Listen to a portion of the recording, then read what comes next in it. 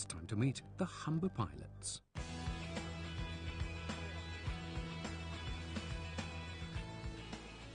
I think someone famous once said you should scare yourself every day, and I think most pilots do. I was on one Chinese ship, it was 180,000 tons, and every time I turned around to the old man and asked for something, he said, "You want a beer?" That's all he could say. We went over the launch again. As we were coming alongside, he jumped and he missed the gap, and he went straight in between the launch and the ship's side. As soon as you get blasé on this river and you start to think you've got it beat, it catches you out.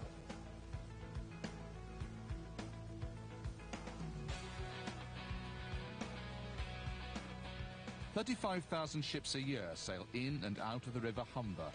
They carry 13% of Britain's imports and exports, making it one of the busiest waterways in the world. But strong tides and constantly shifting sandbanks also make it one of the most difficult to navigate. VHS Humber, the Lyra, Channel 12. Lyra, VHS. Good afternoon again. We're just leaving Immingham Lock now. Is there any other traffic in the area, please? The Humber Mariner is passing about. After that, nothing reported in the area. There's plenty of water for the main channel now, anyway. That's a bonus. 2 metres, thank you. Midships, please. Steering. We are on half speed, pilot. OK, Captain, thank you. By law, any ship longer than 60 metres coming to the estuary must use a Humber pilot. They are the only people with the knowledge and understanding of this unpredictable river to ensure ships can come and go in safety. This is their story. The pilots are members of Humber Pilots Limited, a self-governing cooperative of 140 qualified ship's masters. Good morning again, Captain. We're just rounding number 3 checker buoy now. We're with you in 2 minutes. That's you just past me. They handle everything from small Russian coasters heading up to the wharves on the River Trent to the biggest supertankers. They never know what they're going to find. I was on a very big oil tanker, about 220,000 tonne, and I give the wheelman a course to steer, and then I noticed it wasn't the correct course. The captain says, "What's happening?" I says, "Hey, this man, he's not steering the course I give him." So the captain gave this fella a lot of abuse, give him a push, said, "You steer the course the pilot tells you to steer." So about 10 minutes later, I hold the course again, another 20 degrees. I look, the ship's 40 degrees off course. The captain says, "Has this happened again?" I said, "Yes." So the captain laid into him, cracked him across the head 3 or 4 times. The fellow was lying on the floor, and he says, "You listen to the course the pilot's telling you to steer." When we got out to Spain, we're outward bound, and I'm approaching the Spain lightship, and the guys wanted to know course to Rotterdam. So I go in the chart room with about 5 of them. I picked the parallel rules up to draw a line, and the chart was Narvik to Lisbon. They was looking for me for divine inspiration, and I couldn't give them any. But I told them to go east from Spain lightship, and off they went merrily, so... I've never been in there since that boys. This morning, while colleagues head off to bring in ships waiting at sea, pilot John Ireland has been briefed to join the Trinidad. She's a 44,000-ton tanker waiting to sail from Immingham. What does he know about the ship in advance?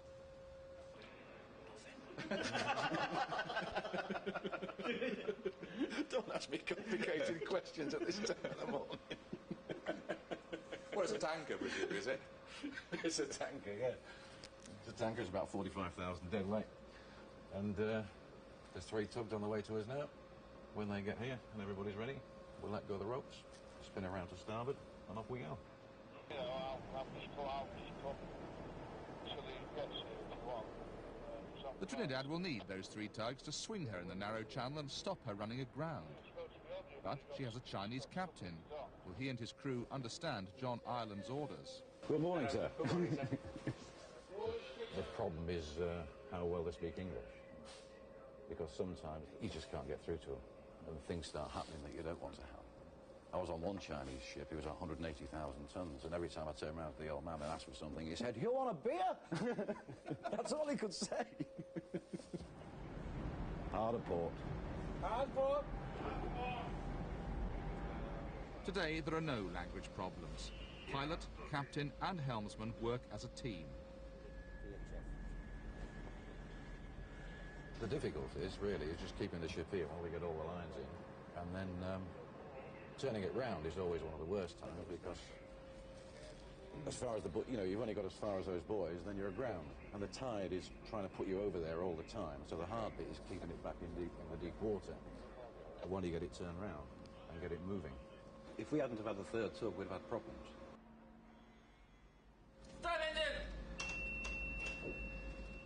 Ship's above 40,000 tonnes, we put 2 men on. The second man is there to assist the senior pilot and also to watch what's going on, to be his eyes when other things are happening, when he might not be aware, and bring it to his attention, as well as check the speed, check anything, and be a general dog's body, but also keep my eye on the job as well as him. With the ship safely in the deep water channel, what are the chances breakfast will be anything more than a cup of do-it-yourself coffee? Slim.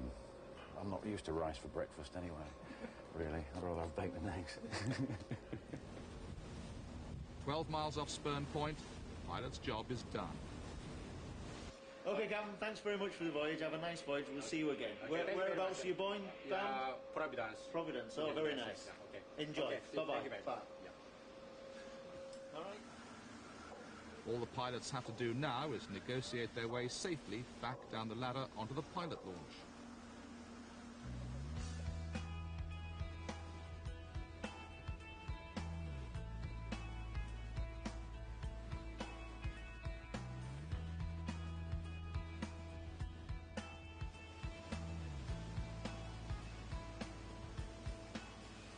Today's Humber pilots are the proud inheritors of a tradition which goes back nearly 2,000 years. The memorial stone in York has an inscription to a pilot who ensured ships carrying provisions the Roman legions got through safely. By the 14th century, being a pilot was a risky business if you got it wrong. Touching such false and treacherous pilots, the judgment is that they ought to suffer a most rigorous and unmerciful death.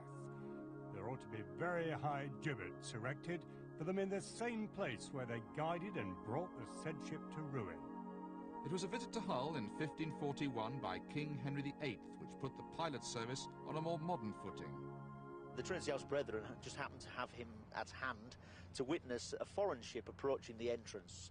It happened to be a Scots ship, and the guy made a pig's ear of the approach, run right up the other side, and after that day Henry decided that these guys should have pilots and legislate properly for it. Another unlikely hero for the Humber pilots was Captain Bligh of the Bounty. After surviving the mutiny, he produced some of the first accurate charts of the Humber estuary.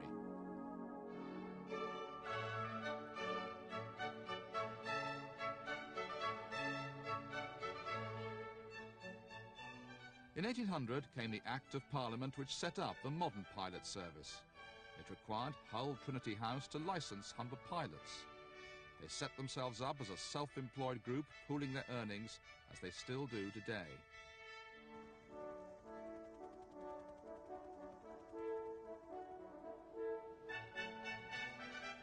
Now, pilots operate from a base at Spurn Point, relying on a fleet of high-speed launches.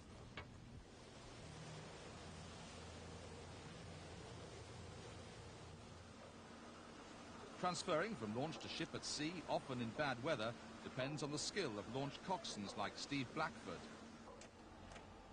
Eye coordination, hand coordination. You've got to use your wheel, you've got to use your throttles, you've got to be looking at the ladder whereabouts you want to position the launch. And if you get all those in the right order, you do a good job. Ladders are coming away off the ship's side and you're ranging up and down. So it's all about, for the pilots, it's about having the trust of the person aboard the launch. Sometimes disasters do happen. We went over the launch again. As we was coming alongside, he jumped and he missed the gap and he went straight in between the launch and the ship's side, which is not a very pleasant experience. It's one and only time it's happened to me. I can tell you, my heart come in my mouth. We had him out within 90 seconds of him going in the water to him sat on board the wheelhouse. So we did a good job. No ships, no money. As self-employed men, pilots don't get paid if they aren't working. Getting business into the river and work for the pilots is the job of Associated British Ports, who own Hull, Immingham, Grimsby and Gould docks. Well, they're absolutely dependent upon the ports for their livelihood. They need trade in the ports, more trade in the ports. It's important to look after existing customers and get more customers. We market the estuary. We're responsible for keeping the existing trade and indeed getting more trade on the estuary. But what we need is a safe estuary, one free of incident, one that's environmentally friendly, and of course an efficient seaway. And there we rely absolutely on the pilots. Of those 35,000 shipping movements a year, they're in charge, they're on board of 25,000 of them. The government has given Associated British Ports the legal responsibility for making sure pilots meet strict safety laws. Well, we are the pilotage authority for the Humber. We have the overall responsibility for running the pilotage operation, but to enable us to do that, we have a contract with Humber Pilots Limited, and each of the pilots is a member of that cooperative. So that's how it works. The situation doesn't make for an easy relationship. The man the pilots deal with is Associated British Ports Harbour Master, Captain Paul Haynes. Because the world is changing at such a rapid pace, I sometimes wish that we could make them look ahead a little more than looking back, and think more about those people who pay the bills, because at the end of the day it costs about £15 million a year to run the pilot service, and so therefore it's a not insubstantial cost on goods moving through our ports. On occasions we have our disagreements, but at the end of the day we should resolve all problems. In working in partnership with the likes of Associated British Ports, we hope to improve the standards on this river. One problem the pilots and Associated British Ports haven't been able to resolve is the ownership of the pilots' former headquarters, a listed Georgian building. The case is now before the courts. Associated British Ports and the pilots are closely linked. ABP own the launches and they recruit the new pilots. What qualities are they looking for? Is that when you go on a bridge as a fresh-faced young pilot and you've got a gnarled sea captain of 60 years old, and he sees this young man coming on board who's now going to take charge of his pride and joy, one of the things you've got to do is to convince him fairly rapidly that you're not going to do it any damage, and, at the very least. And that comes from maturity. In Part 2, pilot Gavin Ho-Richardson and trainee John Slater hope they can demonstrate maturity when they head for a Russian crude cargo ship. If we did get it wrong, then we're talking a huge disaster, the whole of it, not just the Humber, but probably most of the a lot of the North Sea as well. And the pilot who prefers the sound of silence. At 2 or 3 o'clock in the morning, when really all you want to do is just sit and look out of the window and hope your job's coming to an end, you can go to bed. You don't want to be talking about what's in the Argos catalogue just so he can practice his English.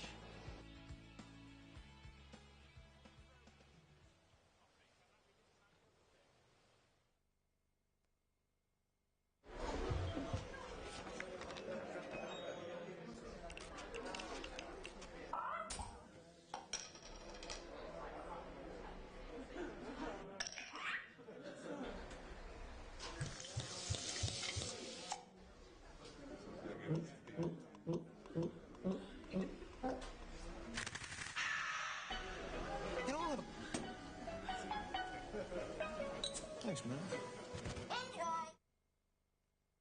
Daily number is a new draw. To play, simply pick 3 numbers from 0 to 9. Station, please, mate. With odds like that, anyone can be a winner.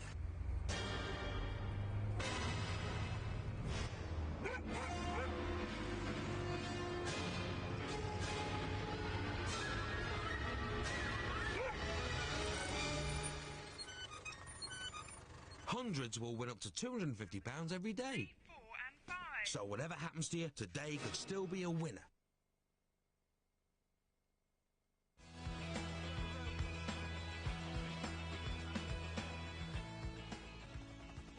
Ships entering or leaving the Humber move around high water. 3 hours earlier, pilots board the launches which will take them to the ships, waiting to navigate the estuary's narrow and shifting channels. The bigger ships wait 12 miles out to sea. Chris Thompson hopes his won't sink. As we came in the river, the water started to lap over the deck. And I said to the captain, "You've got a problem here." And the only thing to do was put it ashore off Cleethorpes. He was bound for upriver, but I had to put him ashore off Cleethorpes. And eventually we ran up the beach. And as everybody was in the lifeboat, the cook come up from the galley with the pork chops and laid them on the hatch. Because we all abandoned ship, so they took the supper off with them. Food, or the lack of it, is an important consideration for Humber pilots. Not all ships are cordon bleu. The Eastern European ones tend to be sort of their own thing, really. They're about the only people you know who can spoil a cup of Nescafe. They're very poor on the catering. It's a half-decent tide, so we're going to have the usual problems of swinging to port into the bell mouth and subsequently into the lock. Pilot Gavin Ho Richardson and trainee John Slater are on their way to join a Russian-crewed cargo ship, the Huness. Number 3 checkers, that's you at the southeast checker light float, over. They have to take her through a narrow lock into Immingham Dock. There's a fast-running tide which will want to take the ship in the opposite direction. It's one of the most difficult manoeuvres on the river. Come in, mate. Good afternoon to you, sir. Good afternoon. We're bound for Immingham Dock, as you're probably aware, for the coal hoist. 14:30 they want us there, which is just over 2 hours. When you first step on board, make a move towards the mast there. You hold out your hand to greet him, and if his English isn't so good, make an effort to speak slowly, because he may just nod his head and smile a lot, but he isn't really taking in what you're saying. The visibility is not so good today, but I hope it should improve. No problem for us. I feel reasonably happy that the captain understands what I'm trying to achieve. Whether the ship's company do as I ask remains to be seen. 13 miles to go from here. But the tide All Humber pilots are qualified ship's masters, although they must have 10 years' experience as a pilot before they're allowed to handle the largest ships. Trainee John Slater was first officer on a Caribbean cruise liner. Why does he want to spend the rest of his life on the Humber? Only as a master of a ship would you get the sort of hands-on experience and then the actual driving the ship, which as a pilot you're able to do it on a variety of different ship types and every day. Port 20! Port 20! Port 20, thank you. The Huness is approaching Immingham. The tide is running against her. It's decision time for Gavin Ho Richardson. Slower stern, please, Captain. Just come in a little bit quickly there, the bow, so I've just got him to ease it as we come instead on the engine. We will be going into Immingham at a notoriously bad state of the tide, which is on the ebb tide. And although the tide will be easing off, I'm just still going to have to watch myself. What I'm planning on doing is taking it in 2 stages. I will try and land the ship alongside an approach jetty first, then take it from there. I will be pushing my luck, I think, on this type of ship to try running straight into lock from the sea, and it probably wouldn't look very pretty. I try not to think about the implications of getting it wrong, not just on this type of ship, but for example a reasonable sized tanker. And then we're talking a huge disaster, not just a Humber, but probably most of the a lot of the North Sea as well. Okay, thank you. Eventually it's done. Huness is safely out of the tide and in the lock. It wasn't pretty, but we got here. I was having to use a stern power on the engine all the time to counter the tug, so it wasn't too bad, but we got here in one piece. I think someone famous once said you should scare yourself every day, and I think most pilots do. When a ship is approaching the Humber or getting ready to sail, the captain or the agent calls the data centre at Associated British Ports headquarters in Hull to request a pilot. Good morning, gentlemen. This is a data centre with a take time of 10:15. We still have one vessel due off the tide, now overdue, given a paper ETA of 1100 for Immingham West Jetty. The next job's 11:30, South Killingholme to sea first class, 1200 Saltend Jetty 1 to sea third. This was just to advise the pilots of which vessels are due for either berthing or maybe sailing up to the next high water. Trying to keep your head above water the whole time, you know. The telex is going the whole time. Apparently we've got the busiest fax in the UK. You don't know what's on there. It could be a rush order straight away and you've got a pile of work here to get through, so you just have to prioritise, really. Right. Burton on West Jetty number 2. OK, that's lovely. Thanks very much. Bye-bye. The data centre passes the details of ships requiring pilots to the pilot master in the Vessel Traffic Services Tower, VTS, at Spurn Point. Montra, VTS Humber calling. VTS Humber, Montreux. Yes, sir. Your pilot will board you in the Humber anchorage at 0200 tomorrow. Over. Okay, Roger, affirmative, sir. Got that. Pilot will board at Humber anchorage 0200. Thank you very much. The pilot master briefs pilots and keeps in contact with every ship in the estuary and the various docks. It's quiet madness some of the times. It gets very busy when you get a lot of ships moving. You get a lot of ships calling you up coming into the port. A lot of ships are leaving from the port, want to speak to you. And then you have various telephone calls going on all the time from pilots, from agents.